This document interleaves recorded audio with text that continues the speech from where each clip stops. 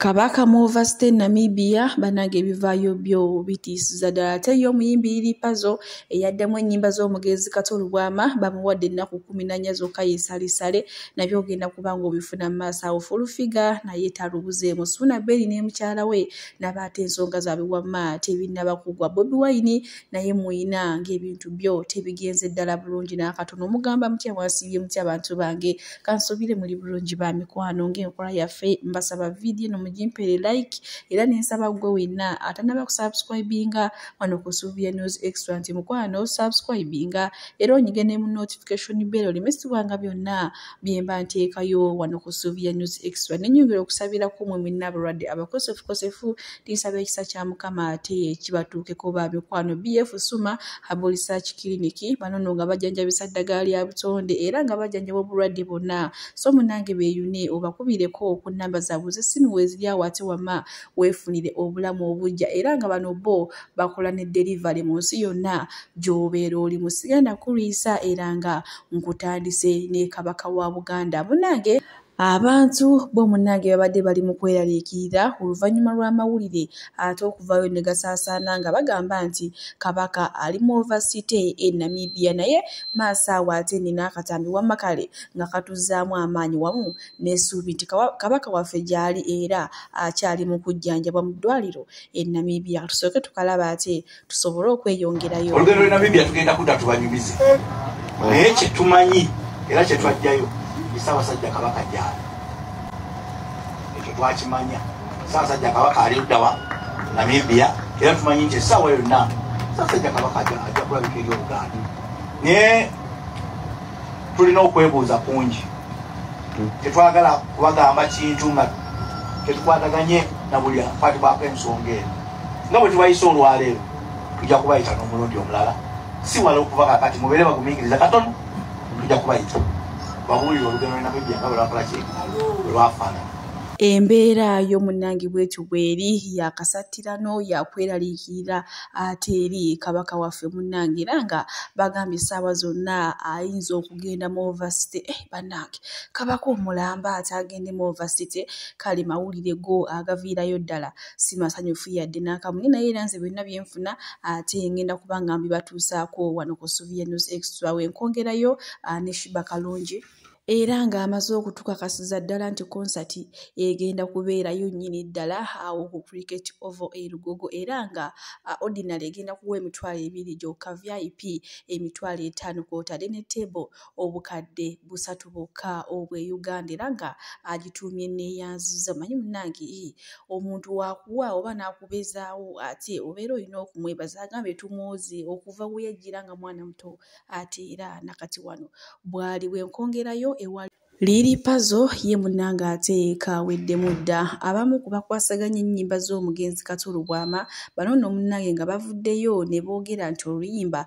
copyright mwerere era ne basaba oluyimba olwo aluggyeyo mu nnaku ezitali zaawala nnyo era ne bamuwa n'amateeka nti aveeyo yeetonde mu public agende ku mikutu gye gyonna abeetondere oluvannyuma lw'okumanyira ennyimba z'omugenzi nga tewali n'omu azimuwadde era ne bamugamba nti agenda kuwaayo obukadde 330,000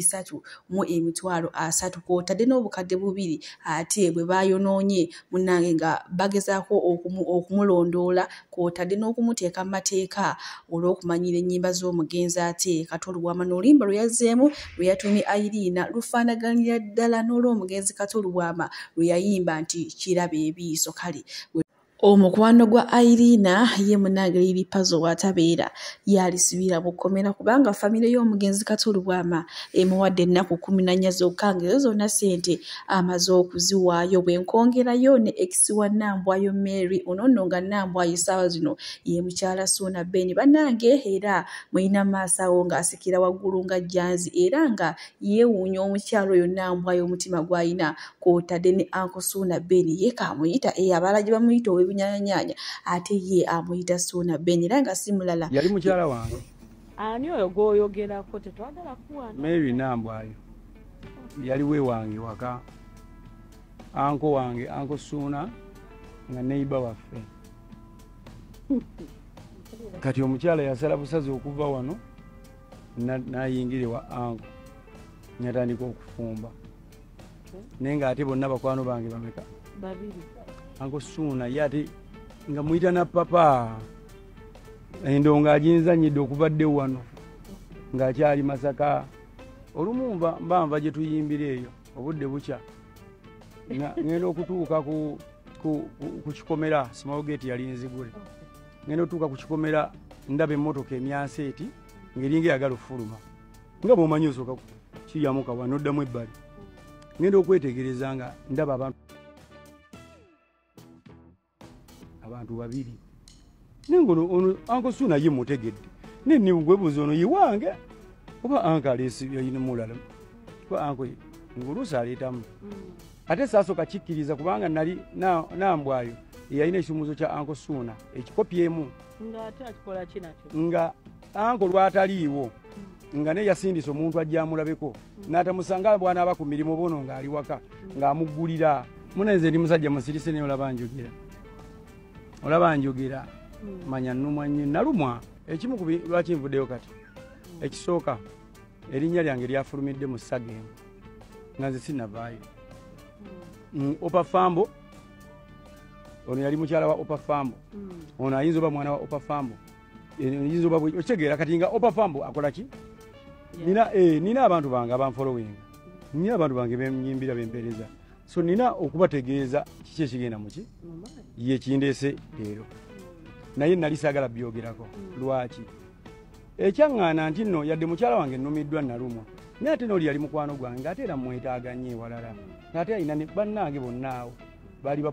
Ekisiwa Nambwayo Apple Fambo ye munangi musanyufu byansuso agambye okalyadda kadada fulufiga naye ate ayina kyagamba katukirabe tusobole okweyongerayo naye ye kuluna ate azze nga ali kusaidia bwe tuddako eno ewa Antikaduuka munange amaze enfunda nnyingi nga jjanga akabira kuziira ivu nga akayogera erinnya ly'omusajja mbu ti simanya Mr. T so munange omwami we era nga ono nga muyinamu abaana babiri yekolera ate mulowooza tetugudde ku posi ya Antikaduuka munange nga akabirira bityo omusajja yekolera nga mugamba munange ekisooka tompa budde nze nkooyo okwegayirira wera n'obeera ng'onnumya biki toyagala kunkubira we omugambako kino weekwasiriza kino munange era akomekereza nga amugambye nze nkyali muto nina emyaka 29 n'abaana ababiri tebankaddiya Antikaduuka awo tuli ate musayidi ezeyo bwe nkongerayo ewa Bruno Betty ono no TV presenter munange oluvannyuma lwa mukyala we surprise yamukolera olw'obutagenda bulungi bananga abantu ne basabula omukazi emisana n'ekiro omukazi yetuuse ekiseera mbu neyeekyawo era bwenjogera ssaawa zino baafunyemu obutakkaanya n'omwami ono Bruno Betty mbu era omukazi ali waawe si bigambo byange wabula nange ate mbijje ku Saimo official munange yabadde abyogerawo oba Bobi Wine mwina maaso awo ng'ate Calvin Kayanja amuyisizaamu eggaali okusinziira ku speech ate gye yawadde abantu babadde agenze okubeera nabo mu lukuŋŋaana era nze muzikirize ba mikwano mbasiibulire wano naye nga temwerabira BF Suma Herbal Research Clinic bano nno nga bajjanjabisa ddagala lya butonde era nga bakola ku bulwadde bonna so munange beeyune obakubireko ku nnamba zaabwe z'essimu weeziri awo era twandibadde tuli baloodi ssaawa zino naye amata ga layisi ettooke eddene lihango lyenkana bwe riti sente meka kale n'owulira bujwanga bunze bwe ndibeera pulezidenti enkota y'ettooke ejja kuba egulwa kakadde ekikopo ky'amata kigulwa emitwalo 10 naye bannange kadingo lwaki tosigala mu byemudiddi nze nga ndaba oyongera kwokya